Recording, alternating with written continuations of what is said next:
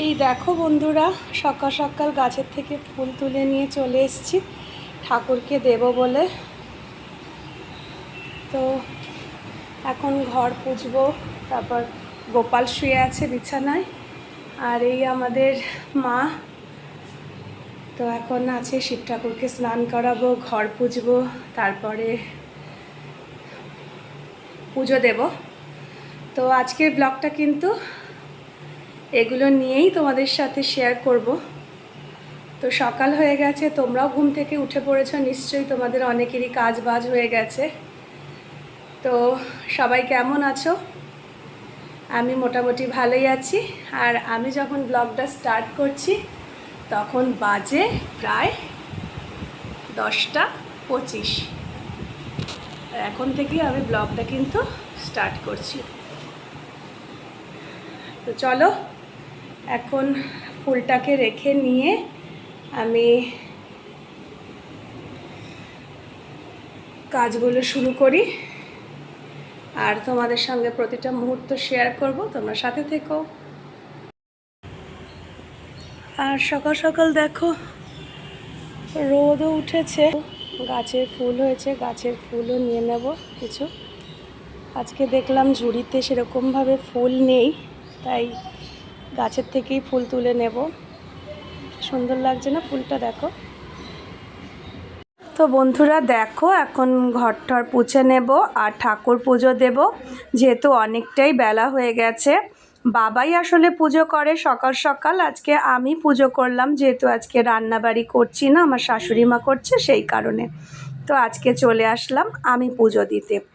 তো এখন আমি ফুল দিয়ে মাদেরকে সাজাবো, আর যেই ফুলগুলো রয়েছে এই ফুলগুলোকে সমস্তই বাদ দিয়ে দেব, যেহেতু এগুলো পুরনো ফুল। ঘর পোছা শুরু করছি এখন, আর ঘরটা তাড়াতাড়ি করে পুছে নেব। আর গরম আছে তো ওপরে, তাই শুকিয়েও যাবে তাড়াতাড়ি করে, খুব বেশি সময় লাগবে না ঘর পুছতে। তারপরে পুজোটা দিয়ে দেব। আর যেহেতু ছাদে তো, তাই বারবার করে আসা যায় না, তাই স্নান করে একবারে এসেই ঘর পুছি আর পুজোটাও দিয়ে দিই তখনই। তো ঘর দেখো পুজোর জন্য একেবারে তৈরি, আর তোমাদের সঙ্গে এই মুহূর্তগুলো আমি শেয়ার করছি। আর আমি এখন বসেও পড়েছি পুজো দিতে, ধূপ দীপ জ্বালিয়ে আমি পুজো দিতে বসেছি। আর এদিকে ঠাকুরের পায়েও ফুল দেব এখনই, দিয়ে কিন্তু পুজো করে নেব। তো হ্যাঁ, আমি অনেক সুন্দর হয়তো পুজো করতে পারি না, কেননা আমার অত অভিজ্ঞতা নেই, তাই আমি যতটুকু পারি ততটুকুই ভক্তিভরে ঠাকুরকে পুজো দেওয়ার চেষ্টা করি। মন্ত্র অনেক জানি না আমি, তো যেমন পারি তেমনভাবেই পুজো দেই আর কি। তো পুজোটা দেব এখন, আর পুজো দিয়ে কিন্তু মনে একটা আলাদা শান্তি পাই বন্ধুরা।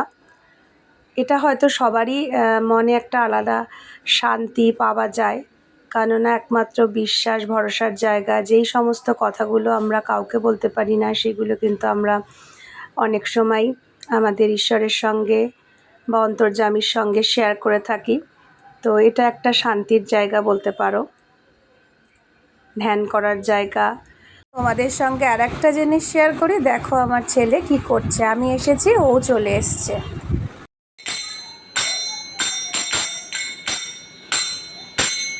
তোমাদের কেমন লাগলো বলো? তো আমার ছেলে আমাকে মাঝে মাঝে কিন্তু এইরকম সাহায্য করে, অনেক কাজেই সাহায্য করে। আমি মনে করি ছোট ছোট বাচ্চাদের কিন্তু এই জাতীয় ঘরের টুকিটাকি কাজ অবশ্যই শিখে রাখা উচিত, পরবর্তীতে কাজে দেয়। তো আজকের ব্লগটা ছিল কিন্তু এই পর্যন্তই। তোমাদের সঙ্গে আবারও দেখা হবে অন্য কোনো ব্লগে। আর ভিডিওটি তোমাদের কেমন লাগলো জানাতে ভুলো না। ভিডিওটি যদি ভালো লাগে লাইক কমেন্ট শেয়ার করতে ভুলো না। দেখা হচ্ছে নেক্সট ভিডিওতে। আজকের মতো টাটা।